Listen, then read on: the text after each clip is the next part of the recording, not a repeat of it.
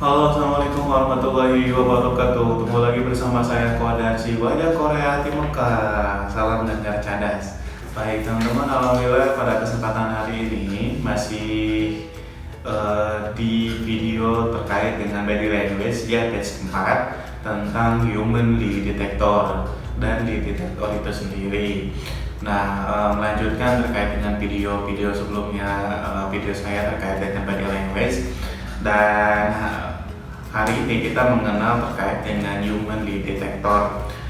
Nah teman-teman, apa sih kira-kira human lie detector itu sendiri? Kalau human lie detector sendiri itu adalah orang yang memiliki kemampuan menganalisa orang lain, menginterview, mewawancarai, mendiagnosa bahwa orang ini tuh sedang berbohong atau enggak, jujur atau enggak, sedang stres atau enggak, dia sedang marah atau enggak. Nah itu biasanya disebut dengan human lie detector. Kalau human lie detector itu adalah orang yang menganalisanya. Sedangkan kalau lie detector sendiri itu adalah alat yang sering dipakai oleh si human lie detector itu untuk menganalisa orang lain. Jadi alat bantu kan. Ada beberapa alat bantu yang sering dipakai oleh kepolisian, oleh oleh HRD misalkan ketika dia menerima karyawan, kemudian juga banyak lagi atau psikologi atau psikiater yang memang membutuhkan data gitu ya, membutuhkan data dari orang lain dan tidak bisa mendiagnosa secara langsung, jadi dia menggunakan alat yang dinamakan dengan lie detector. Nah maka dengan demikian nanti kita akan mengenal beberapa alat yang sering dipakai gitu ya di dunia body language atau bahasa tubuh itu sendiri. Nah yang paling pertama teman-teman, itu ada beberapa fakta yang harus kita ketahui di body language itu sendiri atau di bahasa tubuh itu sendiri.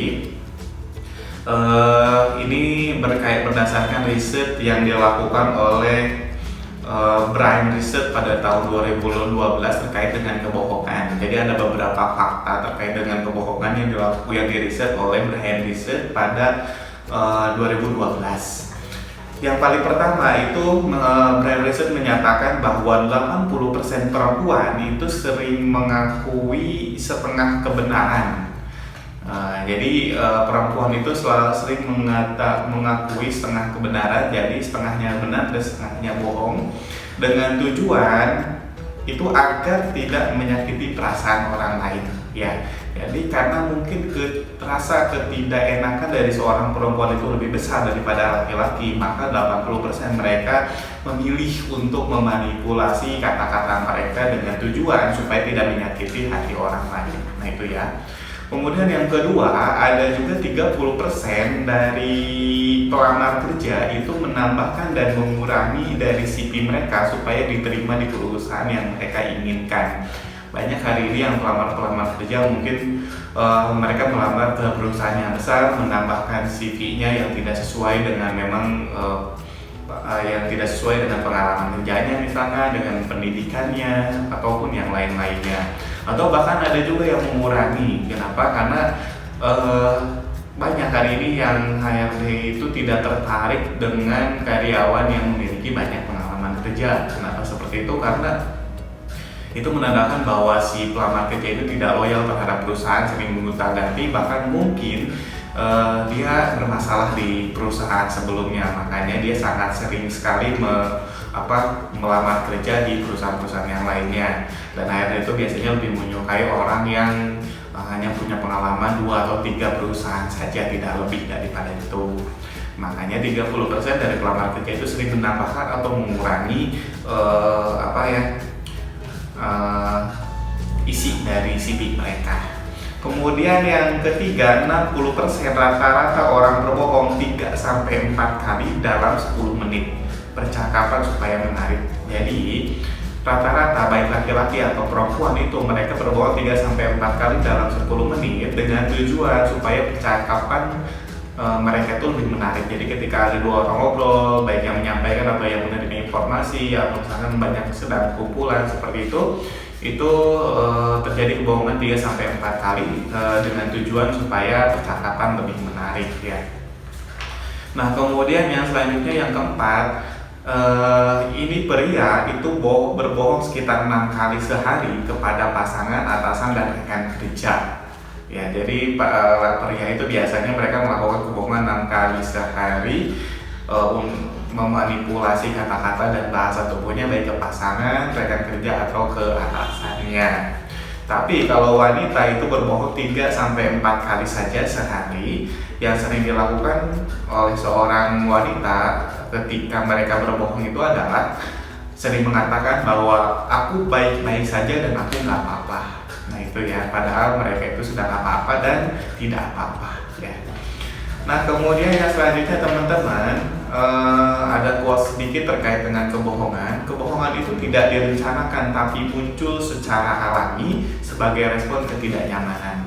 Jadi kebohongan itu memang tidak direncanakan dan itu muncul secara spontan atau alami dengan tujuan untuk menutupi ketidaknyamanan dari diri sendiri ataupun dari orang lain. Jadi tidak sering sekali terjadi ketika ada 2 orang sering ngobrol, yang menyampaikan dan yang menerima informasi. Si yang menyampaikan itu menambahkan informasi walaupun itu tidak benar dengan tujuan tadi supaya percakapan mereka itu lebih menarik ya, lebih menarik. Dan kenapa mereka mau melakukan bohong? Karena memang mereka merasa bahwa percakapan itu tidak menarik. Nah kemudian yang kedua teman-teman, ada beberapa alat penganalisa ya, alat penganalisa atau alat pembantu yang sering digunakan oleh human lie detector atau orang yang memiliki keahlian menganalisa orang lain. Biasanya sih ini sering digunakan oleh forensik ya, atau kepolisian, psikologi, psikiater dan yang lain-lainnya, yang dinamakan dengan tadi lie detector. Yang paling pertama ada alat pengukur kulit. Nah kalau alat pengukur kulit ini itu biasanya dikenal dengan biofeedback. Kalau biofeedback ini dia mengukur suhu kulit kemudian rongga kulit dengan tujuan untuk mengukur tingkat stres seseorang.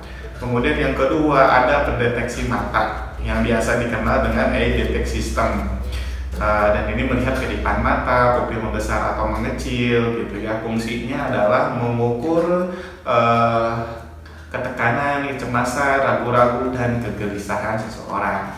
Kemudian yang ketiga ada alat pengukur suara yang dinamakan dengan voice stress analysis. Ini mengukur tinggi rendahnya suara, kemudian terbata-batanya suara, kemudian tinggi rendahnya intonasi suara. Nah kemudian ini juga sama, fungsinya adalah untuk mengukur stres seseorang. Kemudian yang keempat, alat pengukur suhu tubuh dan biasanya dikenal dengan thermal imaging analysis. Dan ini juga sering dipakai oleh tim pemadam kebakaran untuk melihat apakah di gedung yang kebakaran itu masih ada orang atau tidak.